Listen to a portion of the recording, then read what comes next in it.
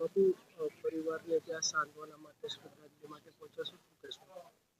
કાંઈ નહીં, હું ફક્ત એટલું જ કહેવા માંગુ છું કે આવી દુર્ઘટનામાં આપણા ભાવનગરના જ એક સાથી નાગરિક પરિવારના પિતાને પુત્રનું જ્યારે ધ્યાન થયું છે, ફક્ત શ્રદ્ધાંજલિ આપવા માટે આવ્યો છું. અને માતાજીથી જ પ્રાર્થના છે કે આવા સંજોગોમાં પરિવારને સાથે રહે અને પરિવારને આવા સમયમાં શક્તિ આપે.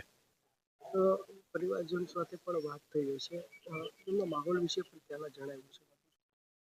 માહોલ વિશે તો અમે બધાએ જોઈ લીધું છે મીડિયામાં. હું કાંઈ પણ કહું, ભાવુક થઈને કહું એ અયોગ્ય રહેશે, એટલું હું એટલું જ કહેવા માંગુ છું કે શ્રદ્ધાંજલિ જ આપવા આવ્યો છું અહીંયા.